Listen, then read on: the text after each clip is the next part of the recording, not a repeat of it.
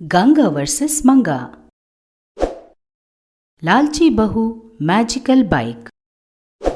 एक दिन गंगा और मंगा दोनों बैठकर टीवी देख रहे थे। टीवी में एफिल टावर के बारे में देखकर मंगा ने मन में सोचा, अरे वाह, ये टावर कितना सुंदर है। मैंने जब बचपन में सिनेमा में देखा था ना, तभी से मैंने सोच लिया था कि कभी ना कभी इस टावर को देखने जाना ही चाहिए। हाँ, लेकिन कर भी क्या सकते हैं, उसे देखने के लिए अच्छी किस्मत होनी जरूरी है। लेकिन जिंदगी में कम से कम एक बार तो जाकर देखना ही चाहिए।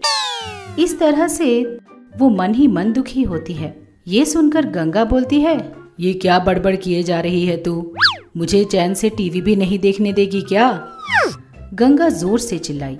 तब मंगा रोते हुए कहती है, ये बकवास नहीं है सासू माँ, मेरा दुख है। मैंने आज तक एफिल टावर नहीं देखा। मेरी किस्मत में उसे देखना लिखा है या नहीं पता नहीं। तब गंगा कहती है, अब तू क्या चाहती है? तुझे अभी पेरिस जाना है, यही ना? अच्छा चल मेरे साथ। ऐसा बोलकर गंगा को अपने साथ अपने कमरे में ले जाती है। अपने पुराने अटैची में से एक छोटे से बाइक को गंगा बाहर निकालती है। उस छोटे से बाइक को देखकर मंगा ठहाके मारकर हंसने लगती है और बोलती है, क्या सासू माँ, कहीं हम लोग इस बाइक पर तो नहीं जा रहे ना एफिल टावर देखने के लिए? वो जोर जोर से हंसने लगी। तब गंगा बोली, अरे ऐसे क्यों हंसे जा रही है तू? ये मैजिकल बाइक है। ऐसा बोलकर उसे जमीन पर रखती है। वो बाइक धीरे धीरे बड़ा होता जाता है। ये देखकर मंगा दंग रह जाती है। अरे वाह, कमाल है, ये बाइक कितना अच्छा है।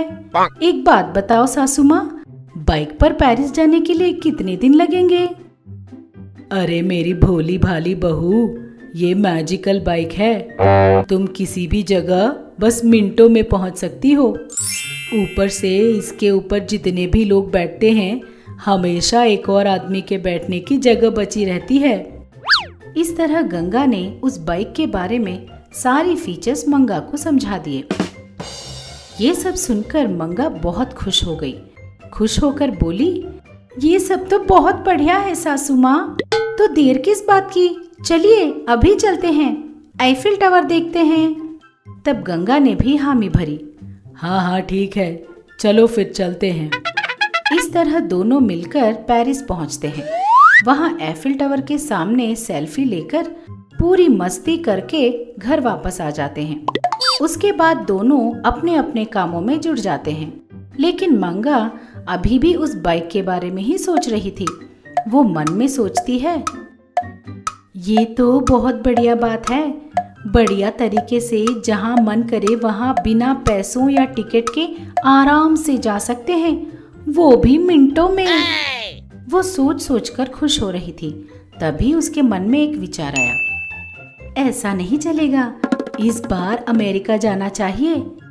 वैसे भी सासू माँ ने बोला है ना कि बाइक में जितने लोग भी चढ़ें, एक और व्यक्ति के लिए हमेशा जगह बच जाती है। तो फिर सब लोगों से पैसे लेकर उन्हें मिनटों में ले जाना चाहिए। हाँ, तेरा आइडिया कितना बढ़िया है। इससे अमेरिका भी देख सकते हैं और खूब पैसे भी कमा सकते हैं। वाह मंगा, क्या दिमाग पाया है तूने। इस तरह वो अपनी तारीफ करके तुरंत जाकर उस अटैची में से उस बाइक को ले लेती है। आस पड़ोस और अपने दोस्तों के पास जाकर अमेरिका टूर के बारे में बताती है। सब लोग बहुत खुश हो जाते हैं। सब लोगों से पैसे लेकर उन सबको बाइक पर बिठा देती है। उनमें से उसकी एक सहेली बोलती है, अरे यार, हम लोग तो दोस्त हैं, हमें कोई डिस्काउंट नहीं मिलेगा क्या? उसने पूछा। तब मंगा बोलती है, क्या दोस्त बोलती है? एक चम्मच शक्कर मांगा था तो मना कर दिया था ना तूने। मैं तुझे डिस्काउंट कैसे दूं? डिस्काउंट नहीं, कुछ नहीं, फिक्स्ड प्राइस है। आना है तो आओ, वरना चली जा। अब दोस्त के पास कोई रास्ता नहीं बचा तो उसने पूरे पैसे दे दिए और बाइक पर चढ़ गई। सब लोग मिलकर अमेरिका के लिए निकल गए। जाते हुए रास्ते में उन्हें बहुत सारे पर्वत, झरने और नदियों को देखते हुए वो लोग एंजॉय कर रहे थे। अचानक एक जंगल में बाइक रुक जाती है। कितना भी स्टार्ट करो लेकिन स्टार्ट नहीं हो रहा था। जब बाइक आगे नहीं बढ़ रहा था तो बाइक पर बैठे हुए लोगों के मन में डर लगने लगा था। ऊपर से उस भयंकर जंगल में जानवरों के चिल्लाने की आवाजें भी आ रही थी। सब लोग डर के मारे कांप रहे थे। सब लोग डर के मारे मंगा को बाइक जल्दी स्टार्ट करने के लिए पूछ रहे थे। मंगा भी गाड़ी को किक करते करते थक गई थी, लेकिन फिर भी बाइक स्टार्ट ही नहीं हो रही थी। तब मंगा की दोस्त उससे कहती है, क्यों री, सच सच बता, मैंने उस दिन तुझे शक्कर नहीं दिया, इसीलिए तू मुझे इस तरह डरा कर बदला ले रही है ना? वो डर के मारे पूछ रही थी। तब मंगा बोली, अरे अपनी आप बकवास बंद कर, पहले ही मैं परेशान हूँ कि इस बाइक को क्या हो गया है। ऐसा बोलकर उस बाइक को ऊपर नीचे देखती है। तभी वहाँ एक शेर आ जाता है।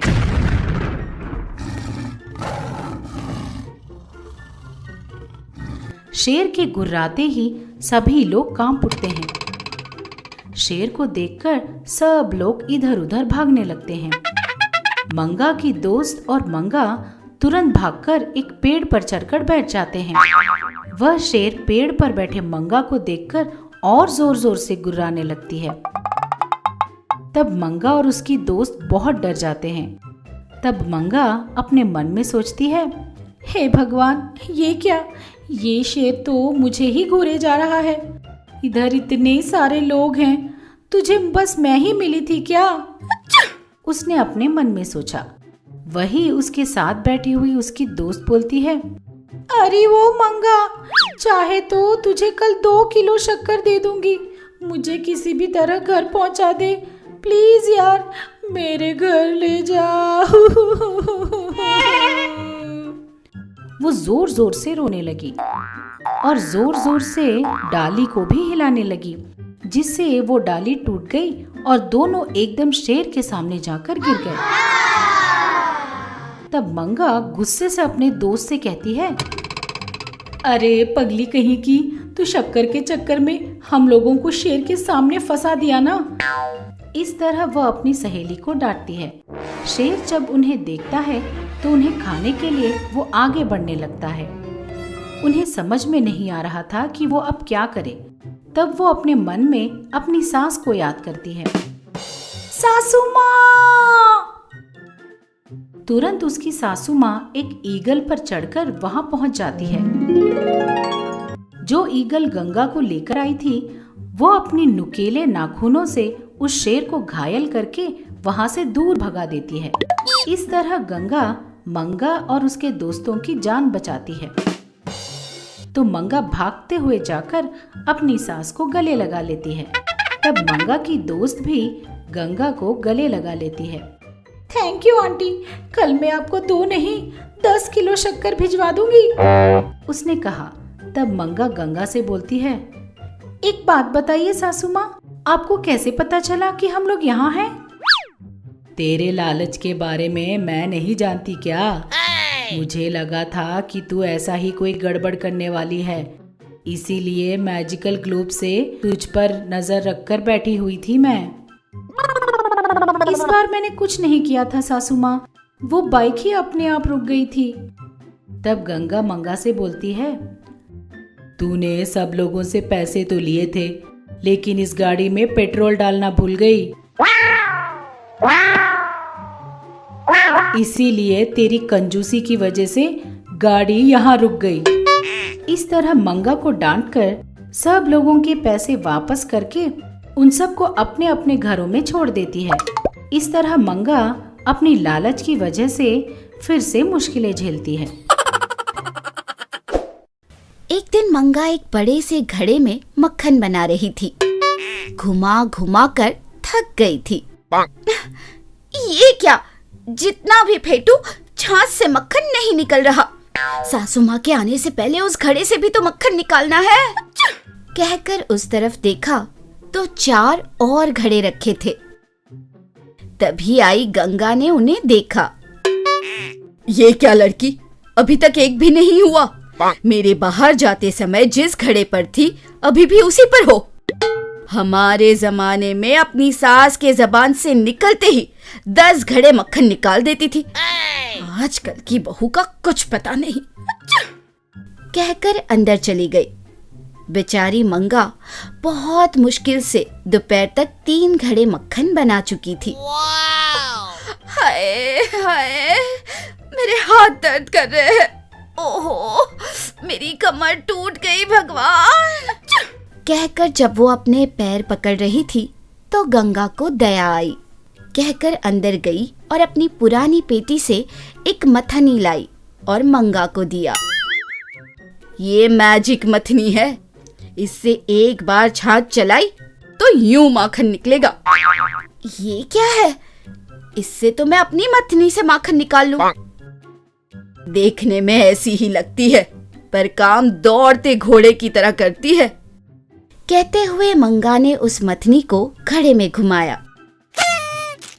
कहते ही मंगा ने मथनी चलाना शुरू किया और घड़ा भर माखन निकल गया। देखा? हाँ, बन रहा है। कहकर उसने आश्चर्य से देखा। पहले ही दे देती, अब इस मथनी का क्या काम? कहकर अपने हाथ की मथनी लेकर तोड़ दी और मैजिक मथनी को चूमने लगी। अब देख कैसे इस्तेमाल करती हूँ तुझे। दूसरे दिन से मंगा ने उस मैजिक मथनी से माखन बनाना शुरू किया। इस तरह बनाते बनाते मंगा को एक आइडिया आया। मैं अपनी होशियारी से गांव की सारी औरतों से छाछ खरीदकर माखन बनाकर वापस उनको घी बेचूंगी। खूब सारा पैसा कमाऊंगी। उसने सोचा। सोचते ही गांव से सारा छाछ खरीदा और माखन निकाला और घी बनाकर बेचने लगी। कम पैसों में छाछ खरीदकर ज्यादा पैसों का घी बेचने से उसे बहुत फायदा होने लगा। दिन गुजरते गए और पैसा कमाने की लालच मंगा में बढ़ती गई। जितना भी घुमाओ 10 घड़े माखन से ज्यादा बन ही नहीं रहा। इसे एक मशीन जोड़ दूं तो सारा दिन चला सकती हूँ और बहुत सारा माखन निकालूंगी। उसने ऑनलाइन एक मशीन मंगा ली और मथनी को मशीन से जोड़ दिया और पहले से ज्यादा माखन निकालकर ज्यादा पैसे कमाने लगी। ये क्या? इसमें संतुष्टि नहीं है। भागने के बाद दूध पीता भी है कोई इंसान। मंगा ने अपनी सास की बात को अनसुना कर दिया। ये तो ऐसी ही बोलती रहती है। घर उजाला रहते ही सवार लेना चाहिए। कहकर उसने फिर एक बार अपनी सास की बात को अनसुना कर दिया। एक दिन अचानक से वोल्टेज ज्यादा होने के कारण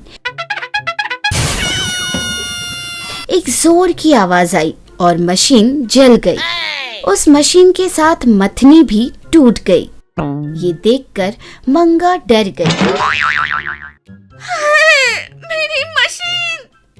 हाय, अगर वो मैजिक मथनी होती तो कम से कम घर का काम तो आसान हो जाता।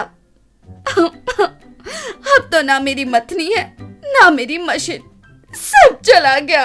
मेरी जिंदगी ही खराब है।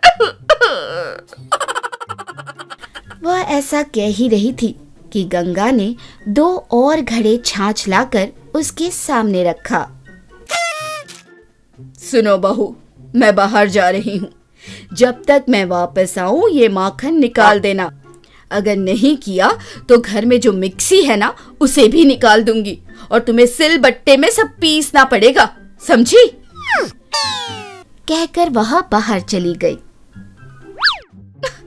मुझसे इतनी मेहनत करवा रही हो सासू माँ, मैं तो तुम्हें बाद में देख लूंगी। मन ही मन में मंगा ने सोचा। हमें यकीन है कि इस एपिसोड ने भी आपको खूब हंसाया होगा। तो देर किस बात की, बजाओ घंटी और करो सब्सक्राइब। आप गंगा के फैन हो या मंगा के, ये जरूर बताना।